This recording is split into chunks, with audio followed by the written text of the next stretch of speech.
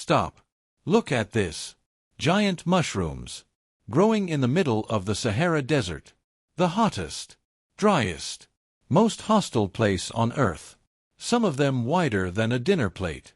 In a place where the ground reaches 65 degrees Celsius. Where scientists said, with complete confidence, no mushroom could ever survive. They were wrong. Now, 3 facts that will change everything you think you know. Fact 1. Mushrooms are not plants.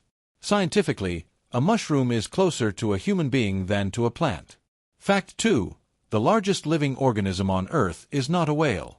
It is a fungal network. 8,000 years old. 10 square kilometers wide. Fact 3. Mushrooms need no sunlight, no soil, no rain. Just 3 things. Substrate, humidity, temperature. All 3 can be artificially created. Even in the Sahara Desert. Stay with me. Because what this farmer discovered will shock you. A mushroom is the fruiting body of a fungus. Like an apple on a tree. What you see above ground is just the tip. Below every mushroom is mycelium. Thousands of invisible white threads spreading through soil and wood. Scientists have discovered mycelium transmits electrical signals. Like neurons firing in a human brain. They call it the Wood Wide Web. Now the facts that will truly shock you. Mushrooms can appear completely dead for years. Then reactivate and produce fruit within 48 hours. Oyster mushrooms contain more protein per gram than chicken. More iron than spinach. More potassium than a banana. They are the only non-animal food on Earth that naturally produces vitamin D. And they need only 3 things to grow. Substrate, humidity, temperature. The farmer at the edge of the Sahara realized something. All 3 of those things can be artificially created. The question was never whether mushrooms could grow in the Sahara. The question was, how do you trick the desert into becoming a mushroom's home? The Sahara covers 11.7 million square kilometers. Larger than the entire United States. Including Alaska. Temperature here reaches 52 degrees Celsius. The ground itself reaches 65 degrees at midday. Hot enough to cook an egg without a pan. Annual rainfall, less than 25 millimeters. London gets 600. Humidity, 5 to 10%. A mushroom needs 80 to 95%. Zero substrate. Wrong temperature. Wrong humidity. Every single requirement for mushroom growth is not just absent here. It is the complete opposite. This is the place our farmer chose. His name is Hassan. 38 years old. Born in a small desert village nearby. He watched his family struggle with food his entire childhood. He left at 18 to study biology, food science, mycology. 12 years of study. He came back with 2 suitcases and one burning question. Can I grow mushrooms here? He walked out to the empty desert on his first morning back. The ground burned through the soles of his shoes. He looked down at the cracked orange earth and said out loud, I'm going to feed this village from this ground. Every scientist Hassan spoke to said the same thing. Impossible. And they had good reasons. Problem 1. Heat. Oyster mushrooms die above 35 degrees. The Sahara regularly hits 52. That is 17 degrees above the death threshold. Problem 2. Humidity. Mushrooms need 80 to 95% humidity. The Sahara averages 5%. The gap is not small. It is catastrophic. Problem 3. Contamination. Desert air carries wild mold spores on the hot wind. In warm conditions, mold grows faster than mycelium. One contaminated bag can destroy an entire room. Problem 4. No substrate. No wood. No straw. No organic material naturally available. The desert is biologically empty. 4 massive problems. Each one alone could end the project. Together they seemed absolutely insurmountable. But Hassan had noticed something. Every scientist told him what the mushrooms needed. None of them told him it was impossible to provide those things artificially. That gap, between what mushrooms need and what the desert provides, was not a wall. It was a design problem. And design problems have solutions. Hassan had his plan. Now he needed to build it. No electricity. No running water. No hardware store nearby. Just sand, heat, and determination. He designed 5 systems. System 1. Mud brick structure. Mud brick is a natural insulator. Thick walls keep the interior 15 degrees cooler than outside. The room was also built 40 centimeters underground. For additional temperature stability. System 2. The substrate. For locally available materials. Date palm waste. Wheat straw. Composted camel manure. Used coffee grounds. Mixed in precise ratios. Pasteurized at 70 degrees to kill competing molds. System 3. Humidity control. 6 buried clay olla pots filled with water every 2 days. Water seeps through porous clay walls continuously. Plus wet burlap sacks hanging from the ceiling. Plus moistened date palm fiber packed in all ventilation gaps. 3 humidity sources working together. System 4. Temperature management. 30 centimeters of sand on the roof as thermal insulation. Exterior walls painted bright white to reflect 90% of solar radiation. System 5. Mushroom varieties. Oyster mushrooms, king oyster, and piapino, each chosen for heat tolerance and local adaptability. 11 days of building. On day 11, Hassan stood inside his completed room. Temperature, 34 degrees. Humidity, 68%. He looked at his father in the doorway and said quietly, "It's going to work." His father nodded once. Slowly. That was enough. Now the real work began. Step 1. Filling substrate bags. Large clear plastic bags filled in alternating layers. Pasteurized substrate. Then mushroom spawn. Then substrate. Then spawn. 5 layers per bag. Sealed tightly. Small holes cut across the surface, where the mushrooms will eventually push through. Step 2. Colonization. Bags placed on shelving in complete darkness. The mycelium begins spreading invisibly through the substrate. White threads consuming the organic material, transforming agricultural waste into living fungal tissue. This takes 16 days at Hassan's room temperature. Step 3. Daily management. Every morning at 5:30 a.m. Temperature check. Humidity check. Clay pot water levels. Burlap sack misting.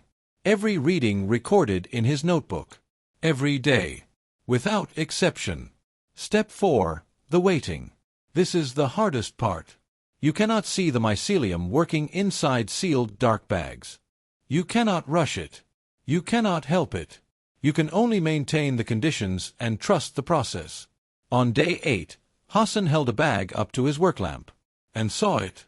A faint but unmistakable white haze spreading through the dark substrate. On day 14, 3 bags were completely white, fully colonized. He sat down on the earthen floor and just looked at those 3 white bags. In the middle of the Sahara Desert, white with life. Then came the crisis. Day 17. Hassan entered his growing room at 5:30 a.m. He checked the thermometer. 41 degrees. 7 degrees above the safe upper limit for oyster mushrooms. A sandstorm the night before had piled extra sand on the roof, trapping more heat inside. 12 of his 31 bags showed stressed mycelium. Slightly yellow. Slightly thin. Not dead, but struggling. He had 6 hours before temperatures climbed further. He worked fast. Removed the extra sand from the roof. Soaked every burlap sack until water ran down the walls. Refilled every clay pot. Opened ventilation gaps wider. Then sat outside in the blazing sun, checking the thermometer every 30 minutes. 41. 40. 39. 38. 36. By midday, the temperature had dropped back to safe levels. 3 days later, all 12 stressed bags had fully recovered. But that morning taught Hassan one critical lesson. The system worked, but it had no margin for error. He added a solar-powered ventilation fan and 2 extra clay pots after that. He never had a temperature crisis again. But he never forgot that morning either. The Sahara had reminded him. It was not his partner, not his enemy. It was his test. Every single day, 23 days after inoculation, Hassan entered his growing room at 5:30 a.m. He switched on his work lamp and stopped.